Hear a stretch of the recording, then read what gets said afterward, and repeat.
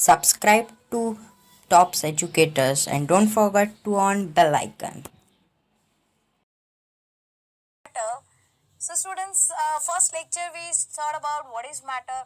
Now when I add potassium permanganate in a water or simple dye in water, what happens? The whole solution becomes blue in color, or if it's potassium permanganate, it becomes purple in color, right? So what is happening exactly?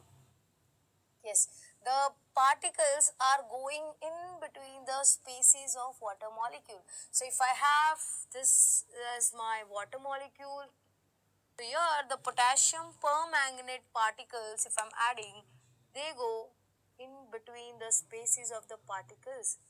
So here the very first property of this matter is particles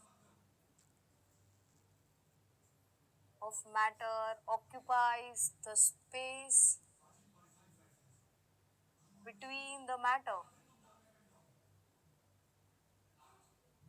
So this is the very first property. When we add any matter, any particle, then they occupy the spaces present in between the particles of the other matter. Same way, like if there is a birthday going on and the whole elder people are just standing on the circular table of that cake table, and how that small kids come in between and occupy their spaces just by coming in between the spaces of the elders. Same way, this particles comes in between the spaces of the matter. Let's see the second property. These particles of matter are in continuous random motion.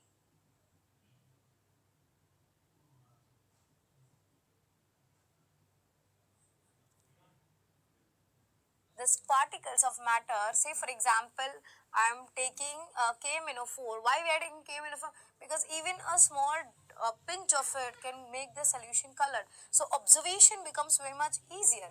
So now if I take a drop of it in one in a cold water and one in hot water, the moment I drop it in hot water, what I observe is the particles are moving faster.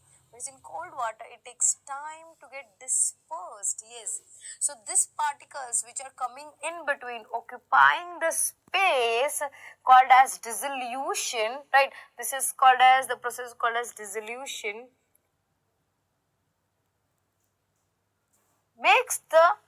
Makes it soluble in the matter, right? So one matter and the other matter getting mixed up because of the spaces being occupied by the other matter, that is called as dissolution. And here when these particles are in at high temperature, that is if we heat the matter, if we heat the solution, the particles move in continuous random motion because they acquire the energy in the form of kinetic energy, and thus they collide with each other and start interacting with each other. So matters do interact with each other when the temperature of the system or the matter increases. The third property is particles of matter attract each other.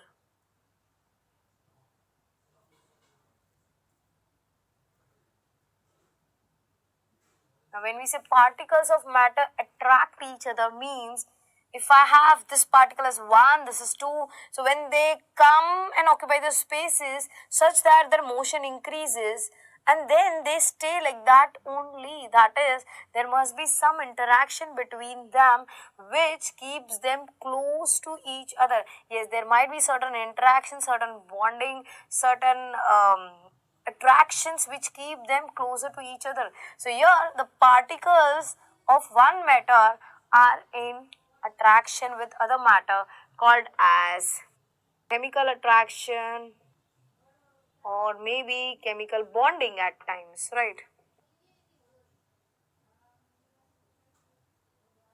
So these are the properties of matter, that is nothing, they occupy the space between the matter, that is one matter occupies the space of the other matter, then they are in continuous random motion, and because while interaction they have certain force of attraction between them. So here these are the certain 3 properties of matter. I hope it is clear. Thank you.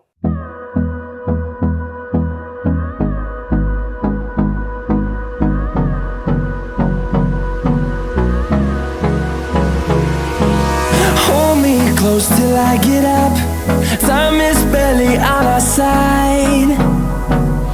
I don't wanna waste what's left.